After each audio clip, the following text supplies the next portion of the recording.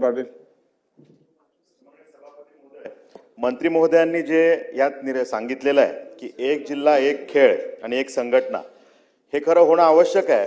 पण यामध्ये जसं त्यांनी मगाशी बोलताना सांगितलं की आम्ही धर्मदाय जिल्ह्याच्या त्या अधिकाऱ्याला त्यांच्या स्तरावरती निर्णय करण्यासाठीचे, निकाली काढण्यासाठीचे निर्देश देऊ.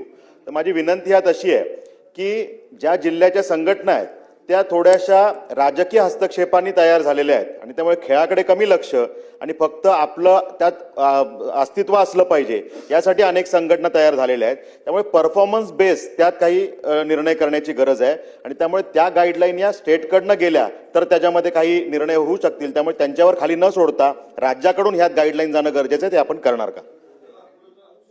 सभापती महोदय, या संपूर्ण बाबींचा धोरणामध्ये समावेश असणार आहे. धोरण तयार केलं जाईल. त्यामुळे धोरणाच्या क्रीडा विभागाच्या वतीने एक धोरण तयार केलं जाईल आणि त्या धोरणाच्या अनुषंगाने कोणत्या संघटनेवरती कोणती कारवाई कशी करायची या संदर्भाचे निर्देश देण्यात येतील.